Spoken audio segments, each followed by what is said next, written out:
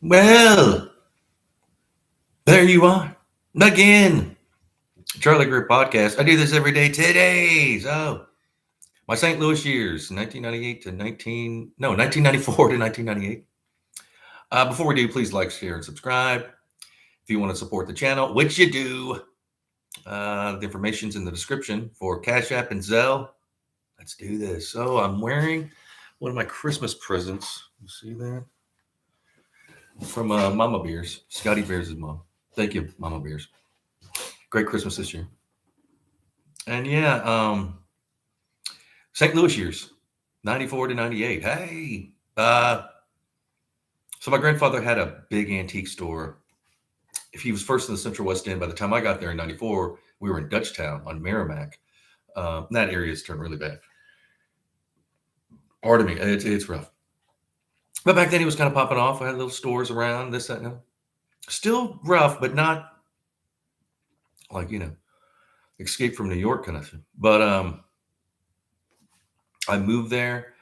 My grandfather was taken ill, so hey, come. He had a store. He said, "Come help run the." So I'd like to learn the ropes of the antique business. We also bought out. We worked through probate lawyers. We bought out estates, this, that, and the other thing. Um, and yeah, I had to learn a lot. I worked 6 days a week, and I put a lot of life in those 4 years. I mean, a lot. I think there's a tornado. Can you guys hear that? Maybe it's a test. So, yeah, we had a store, Alexander's, on Merrimack. Can you guys hear that? That siren? I hope it's not a tornado.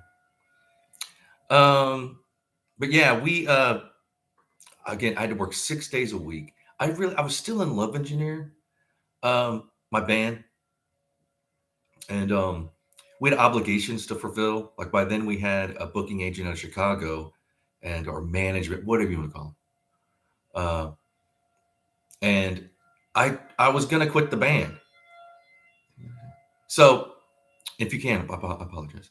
I was gonna quit the band, and then he's like, "No, we've already got you get advances, and you have to." It was like a years of like 1 year of gigging, like to the next year. He had already booked. I was like, "Son of a."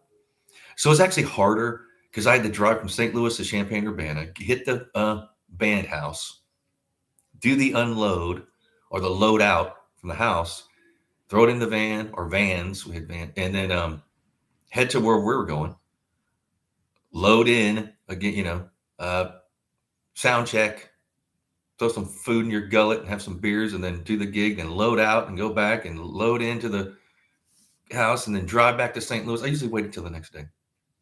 A lot of hungover drives, just like like that drive from St. Louis, Champaign to St. Louis. It's like 2 hours, I think, maybe a little bit longer. I did that for a year.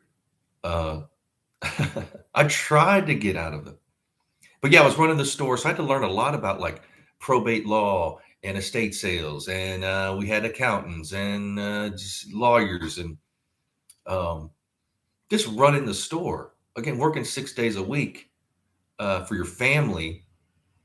And my mother's a hard ass, uh, and we had a crew. But first, I had to it was like nepotism. Here I am, nobody knows me. I'm young. I was like what 23, and there's these guys been working for my grandfather for like 30 years. His crew guys, these old dudes, and uh, I knew better not to be like, well, I'm the new sheriff in town. So I just like, hey, for one, they wouldn't talk to me that much, and I don't blame them. I'm like a green kid, at least in that world. I mean, I've been around, but I still had long hair. My grandfather was alive for he was alive for a year. Like the first year, he passed after the first year. So I'd see him work, go after work, and hang out with him, like eat dinner, like almost every night. And sometimes during the day, like run errands from him. Because at first I didn't really know the ropes of the store, so I would go to his place during the day sometimes, run his errands. Uh, he would school me on certain things, introduce me to people that I had to know. Um, and but I had, I would go out. I think my I the Mekong upstairs, the Mekong. on Grand was my favorite places, and the Venice Cafe. Uh, those two basically were where I'd be. If I wasn't at the Mekong, I was at the Venice Cafe. And both those owners had known my grandfather forever. And at the Venice Cafe, we'd sold them a bunch of their weirdo stuff that they put in there, uh, in the bar cafe. And I've met friends. I mean, I met like international bankers from Brazil at the Venice Cafe. Same thing at the Mekong. Um, God, I met who back in the day before he like Nelly. I met Nelly at the Mekong. This before his album was out. Like, um, and we, me and Scotty Beers actually, he came to St. Louis and we went and saw Janine Garofalo with Patton Oswalt opening. And we hit it off with those two. We actually hung out afterwards. We're like, hey, we're going to the Mekong. Gave them the address. They were supposed to meet us there. They never showed up. Well, probably didn't realize how far, because that was down. Their show was like downtown. But I also, during that time, trying to put another band together, auditioning for other bands. I started studying at the Center of Contemporary Arts, COCA, for acting. And after that, like, semester was over, the instructor, and I don't know if I should mention her name, but she's an actress and an instructor, so teacher. She's like, hey, I've got like I'm also a booking agent or whatever, agent, I want to sign you. Out of all the class, she signed me and this other woman. And so I signed with her and started going to auditions. I got one. I got a BC Powder commercial that ran for like 2 years. Around that time in St. Louis, I was just known as the BC Powder guy. I'd go around, people like, BC Powder. It ran like, oh my God. Constantly. I think one day I counted like 8 times. We had a TV on at the store. We also had 3 cats that lived in the store, and the Riverfront Times. In the 4 years I lived there, did like 2 articles on the cats. And we ended up closing the store. There was like a bidding war who was going to get the cats. Like they had like fans. And how we picked like the richest people. Like, who's got the biggest mansion? Well, these cats live in. Okay, go. And of course, I had to learn. One thing was hard, like names. People. My grandfather knew everybody, so I had to remember. Not so and so. This so and so. He's the rug guy. He's the diamond guy. He's the gold guy. He's everybody. And a lot of that stuff I kept to myself. Like at my personal life, I couldn't really, band people and stuff. They didn't get it either. They were still, I was young. I was in my early 20s. A lot of responsibility, bank deposits and minute meetings with the accountants and the corporate. Yeah, it's just, I didn't understand that, but it schooled me. It got me ready for like, the real world. That was the real world actually, but it, what I'm talking about. Then I learned so I started my own corporation, Darting Oxcart Film Co. Incorporated, made a half-hour film, like a pilot for the main film. And then I wrote some scripts. I ended up from being in the BC Powder commercial, and they'd interviewed me too in the newspaper a couple of times. I got a lawyer came in. It's like, hey, I'm switching to entertainment law, starting a division, my law offices. So you could be my first client. Yes, I signed with him.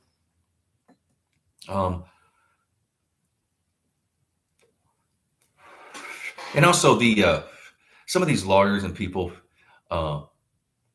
they owed favors to my grandfather, and this was this was serious, like, and then when they found out he was sick, well, they were pulling back and this, that, and the other. It's like, whoa, you owe a favor.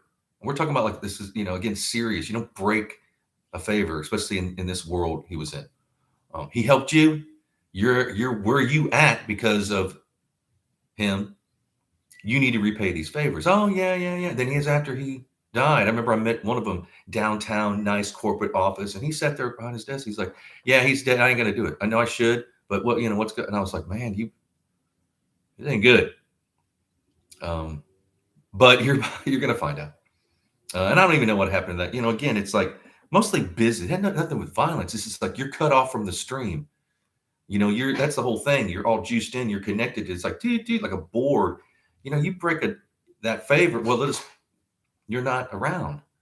You don't have to threaten anybody. You don't have to beat up anybody. You don't have to do anything. You just don't talk about him again. People fight. It's a small little world in that world. So they're like, oh, him, huh? And that did happen. A bunch, because people were supposed to. In fact, this entertainment attorney was supposed to represent me and go to New York and solicit my material. He decided not to after my grandfather died. I was like, you better think about that. Have some foresight. You know how much business we've thrown you. No, I don't care. Hey, Red's dead. Because my grandfather was Red Alexander. It's like a lot of people after he passed thought they could just, and they did. They kind of cut us off too. And it's just, so, and then also that old group of his connections were dying off, and they're old. They were like in their 80s and 90s, and that affected us a lot, because these new people coming in don't understand like the piggybacking of like doing business, meaning you help me, you you did this, that, yeah. We knew everybody. That's how it's supposed to be done. You're supposed to help people. No. They became like the Wild Wild West. Stealing, taking merch and not returning or not paying us. I'm talking about like big time, $20,000, $80,000 rugs that were stolen from us. And we had an antique store. We had, and we did a lot of estates. Mostly we pull it in. A family comes in, picks what they want. We go in, take the bulk of whatever they, and then bring back to the store. Then we had another guy who'd been doing this for decades. He does the clean out, meaning he does it for free. How he makes his money is we leave stuff in there. He fills his truck, and then they clean it out. They sweep, they mop, they make it all, clean the carpets, whatever needs to be done. So the realtor has it like, ding, it looks nice for the realtor to sell. Sometimes we do an estate sale, like at the house, I hated doing estate sales. Estate people, it's a lot of work too. You have to tag all that stuff and, inventory everything. Just think of a house, like a big house with rich people and all this, their shit, you got, oh my God. And you have to have security at these estate sales, pardon me. Because people just, with arms full of stuff, walk out the back door. And that happened. Almost every estate, so you have to have people. And we would, again, I'd rather not have done estate sales, but it's part of what we did. Even pulling an estate is tough. It might take days, weeks to pull everything out of this house and then rearrange the store. We're constantly like unloading trucks and rearrange, nice antiques, ball and claw, foot carved mahogany tables and, jewelry. My mom was a certified appraiser of rare jewelry. And just learning, we had reference books. We had like 100 reference or more of everything. So you could pull it and look it up. Well, let's see. And you have to keep those updated. Then you could call in another like specialist, people that like specialize in certain things. So there's people that specialize in knives and dice and everything you could think of. Drapes. I mean, linens. It's just endless. Shoes, books, record. It's shit. It was a lot. Some days your brain was just like fried. I'd get home and like just shower straight afterwards and like either go to the Mekong or the Venice Cafe and have like a couple Rolling Rocks and some jerk chicken and just kind of chill out.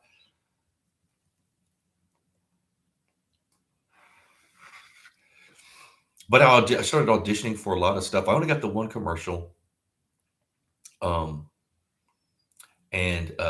the agents in town, see, this is the thing. Like there was 2 agencies that represented like actors. My grandfather knew these people. And I had went to audition for these people. I had commercial out, this, that, and the other. Studied at Parkland College, studied theater, studied at Coca. And both of them turned me down. And they were like, what the? Even the lower level people that work these agencies, like, I don't know what they are doing. And I'm like, do you know they owe a favor too? My grandfather helped these people out. I don't know what it was he did. He was helping. He did favors. And so when I really started popping off, my commercial ran for 2 years. I made the movie. One of my scripts got second run up in the Nickel Fellowship, which is the Oscars screenwriting. I got nominated for a local Emmy. I still have I sold the pen. They gave me a gold pen. and I have my card, and I was an ME member locally for like a year, and I could vote, whatever. They came in, and I go, well, they're like, oh, we we want to represent you now. And my mother and I ripped into him like, hey, I've auditioned for you guys. You said no. You owed a favor. Oh, not this time. And I was like, no. Like, I'm not going to, you've already, made your bed. Maybe they were, they weren't able to deal with certain people because of they not returning the favor. And other people see that in that little group and go, wait a minute, they didn't help out Red after he helped me out. Then what are they going to do for me? No, don't want to deal with them. That's how that was. You were cut off. There weren't any threats or anything. It's just like, you're no longer in the circle. So they hung out in the store, and it's not like, there's other customers there. They're hanging out there, and they did some shopping, and they're like, will you? And they're like, look, they came up, and one of them had a lamp, like an antique lamp they want. They're like, look, we're sorry. All you have to do is come in and sign the paperwork. You have to audition, none of that. And I still was like, well, you should have just brought it. Once you bring, no, you have to come in, this and we have to take a picture, you have to get the filing, whatever the hell. So they kind of smoothed it over. Mom was like, okay, yeah, give me a second chance. And they're like, how much for this lamp? And Mom was like, if we're going to be doing business, just take the lamp. We'll make more money. We'll make money, again, you owe us a favor. And I looked at her, I was like, don't make it. No. She gave her the lamp. And as soon as they left, I thought, man, this isn't good.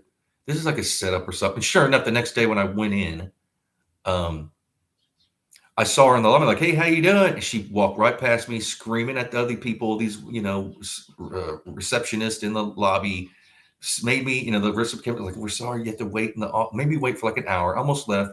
Well, I was actually leaving. They're like, no, come in. Then they wanted me to audition. I'm like, you were just at the store. You said I said to fill out paperwork. Well, not anymore. That. So I was like, no. And they wouldn't represent me. And I just thought, man, this is not good for them. Again, that circle, you're juiced into everybody. There ain't any threats involved. It's just you're not going to be able to, again, the tide was changing though. And I knew that. So they thought that maybe they could, be independently on their own, which I don't think worked out. Because I think both of them went out of business. But that's how that is. You again, at a certain level, things are, it's all about favors and, working with people and the people, and then you give them a little taste and then they think that they can, call their own shots, which it's what it is. I went on, I was represented by this agent that I studied under at Coca and auditioned for all kinds of stuff. Again, I never got, a lot of times they wouldn't give me any heads up. Like I was auditioning for a commercial with the St. Louis Cardinals baseball team, the coach who was like Tommy I don't even know, one of these famous baseball coach guys. But he had a stand-in. He didn't show up. He said they had a stand-in. And then they were like, well, let's see you juggle. They were talking to me. I'm like, juggle? They're like, yeah, you were called in. You can juggle. I was like, no, I can't. Like somehow there was a nobody told, and it was a Campbell's soup commercial. So I had to like juggle cans of soup. And man, the wrapping came, I don't know how to juggle 3 cans. I dented the can and I didn't get it.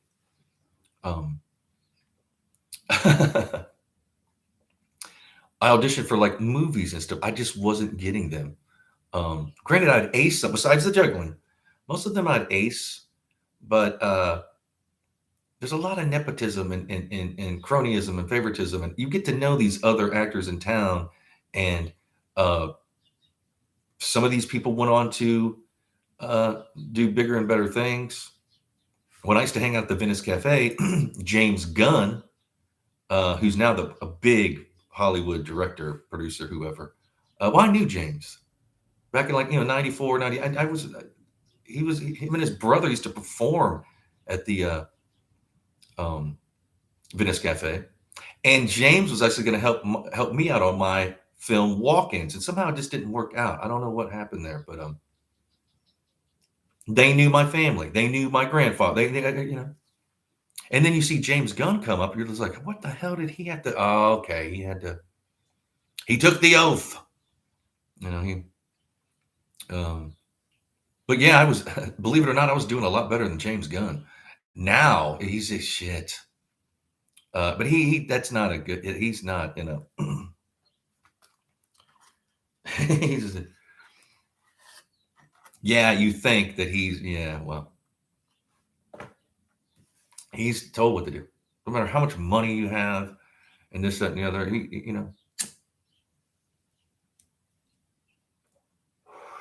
probably doesn't have an independent thought in his head. But I got to know everybody. That's where I met Louise Harrison, George Harrison of the Beatles, his sister. We became friends. Um, just everybody. I knew just all kinds of. There's some things I could tell you that I can't. Um, I don't even know how I can explain this without. So I took a family friend. He worked for like a government agency, right? And but he, wanted to go, live some life, and he was young. He was about my age, maybe a little older, but not. I was like, "Hey, come to the Venice Cafe with me on a weekend," And there was a above bar, like and we were up there, and he was a really good looking guy. Women were all over him, and a fight broke out around the corner from the bar. Like had nothing to do with us, but the fight led. You know how fights are. Next thing you know, like chairs were, we got knocked down. Like chairs busting. The crowd on us, and he's like, "Get me at it." And once I can't, this can't get out that and I'm like, "I'm sorry." Like I had nothing to do with me. Like I just, some fight broke out 10 feet from us, and then it came our way. We weren't even fighting. We got crushed by the crowd and chairs thrown. But yeah, then everybody's like, "What did you do, Charlie?" I didn't do anything. He wanted to go out. I took him out. A fight broke out. I mean, what, huh? Like I got, like I have control over the world. What am I, a wizard or something? No, it just, well, you shouldn't have done, what? He never went out with me again.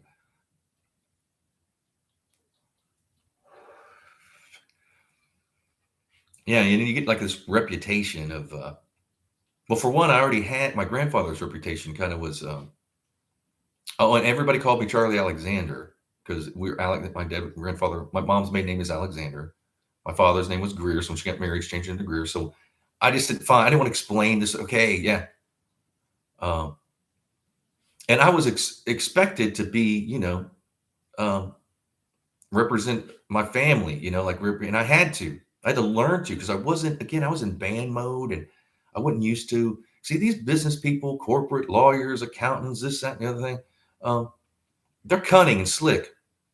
And like, "Oh, he's a newbie. He's green." So they were coming at me about certain things. I had to be very cautious. Uh, don't do business with certain people. Don't even get in a car with certain people, no matter how much money they offer you.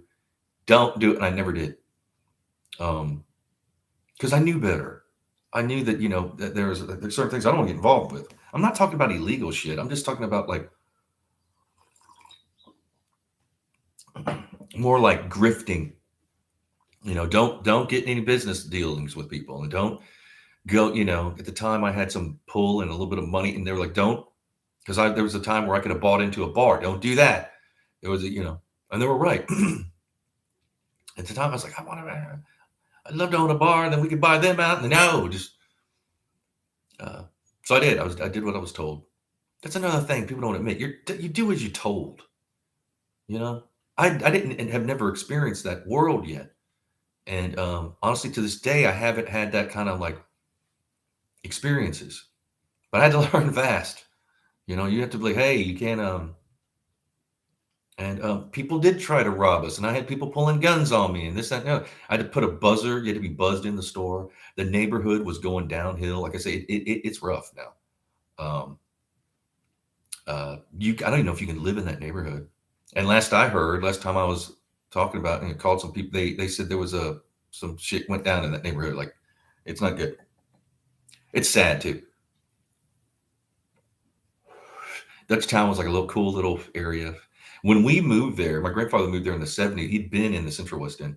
Other Like how many antiques? Like one, two, three, like four other shops, antique stores opened up around us, just piggybacking off of us. And most people think like, why you're not getting? It's like no, it's all good for everybody. See, people have small minds. Like they'll bring in people. Of course, we're going to bring in the most people, but you people would cross the street and come in there right beside us with another antique. They'd buy from us, and that's what you do. You know, people are like, I can't believe you do. Like you don't know anything about business. Of course, like when we left, all those stores died. They were literally, we were the shark, and they were the little fish underneath eating the plankton or whatever the fuck. That's what you do. And that's what I was trying to say earlier. It's like people forgot about that, the favors that are owed.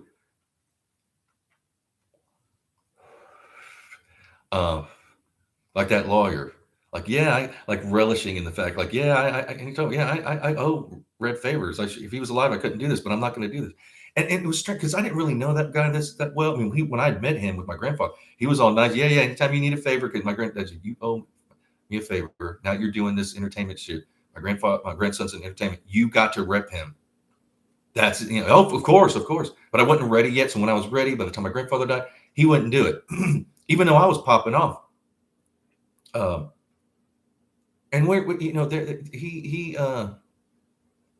I know for a fact he owed about $10,000 in business to us from other shit it might have been furniture we gave him, like, hey, just pay, I'll need a favor, or whatever, how they, it's hard to keep up with all this.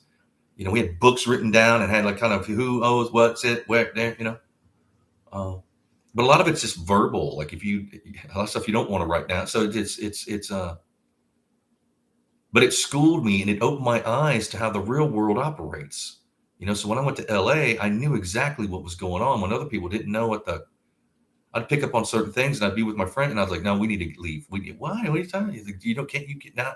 And I realized they're not as game as me. They didn't, they didn't have to, learn certain things. And honestly, it's a good thing because if you're an artist, you don't want to, but you start doing business with people on a corporate executive level. I don't care what it is, arts, antiques, fishing poles. I don't even know. It's the same thing. You can't trust lawyers. You can't trust accountant. They can set you up. They can not file your taxes. It's a thing.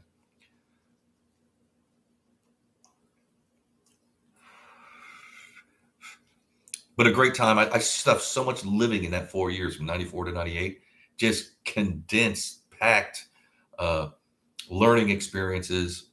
I was on the go every day. I worked 6 days a week. I'd get off work, take a shower, and then go do like what I was doing. I had friends that were comedians. I had cameras at the time because I was about to shoot film. I'd go film them. I would hit the Venice Cafe every night. Like I was go. And then my only day off was Sunday. And most of the time on Sunday, I had to do something too. Like, oh, you got to run out to Creve Coeur and pick up something. Huh?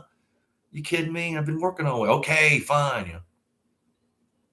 Got my first real muscle car. I bought a 1969 Malibu Super Sport. Awesome. It was primer gray and kind of rusty when I got it. Man, I redid that thing from like tires up. Rebuilt the motor, rebuilt the transmission, the back end, had a top, black top, cherry apple red. The thing was awesome. And I sold that to finance my life in LA. I needed like a lump of money. That car now is worth like, no telling what. At the time I sold it for $5,000. That was like the going rate for a muscle car. Even though it was restored, it didn't have a matching numbers motor. The numbers didn't match. That's a thing for collectors, but it looked Elderbrock chrome header. It was everything. And a 350 turbo transmission because I had a 350 in it. It came with a 396. But we changed the motor mounts or whatever, and I put in a awesome and reliable. This car was, oh man, I missed that car. It rode like on a cloud, and it was fast. I sold that. I had vans, and then we had a box truck And there's always cars, like in estates, people pass away and we do their estate. And then within the state, there's cars. There's always, some old lady's car or something. Like 27,000 miles on it, looks new. And we would bid out. And if I wanted a car, because when I had my muscle car, I didn't want to drive it all around. Once I fixed it up, I needed a daily driver. Like, you're not be going through the city in your muscle car for one's bed on gas, and you're going to get a fender bender. It just. So I'd take these cars to drive until we sold them. A lot of times it'd be like a month, 6 months, whatever, and we'd flip them. That's how I learned to flip cars, actually, was in St. Louis, and guitars, because that was my thing. We find, and then I learned about pawn shops. I'd hit pawn shops and get, like, 60s melody makers for a little bit of nothing and redo them. I gold-leafed one myself. The body, that is. And I sold that to one of them, the one I gold-leafed to, he'd been an Uncle Tupelo. I forgot his name. But anyway, good times. I love St. Louis. I was actually planning on moving back when I came back to live in St. Louis, but it's gotten expensive and it's kind of dangerous there. And the landlords I was talking to was like, well, no overnight guests, no smoking, no dogs. What? Huh? No dogs, no overnight guests. How do you know if I'm going to have somebody overnight? No. That's why I picked where I'm at now, because the landlord was cool. He's like, yeah, move on in. Have as many dogs as you want. But yeah, again, please like, share, and subscribe. I do this every day. If you want to support the channel, which you do, and I'd appreciate if you do, because I need things. I need to, upgrade. Need some upgrades. So if you want to support the channel, the info's in the description for Cash App and Zelle. I'd appreciate it. Thank you. And thank everybody who has supported the channel. I appreciate it. T-shirts, hats, they're coming. And I do this every day. So I'll be back tomorrow. Ranting and raving like a madman. Oh, speaking of ranting and raving like a madman, my book, Charlie Greer, Rant of the Madman. Go to Amazon, pick it up. Of course, they're not paying me. They owe me. But I don't have a lawyer to go after. Any who's it. I love y'all. Be blessed. Cheers.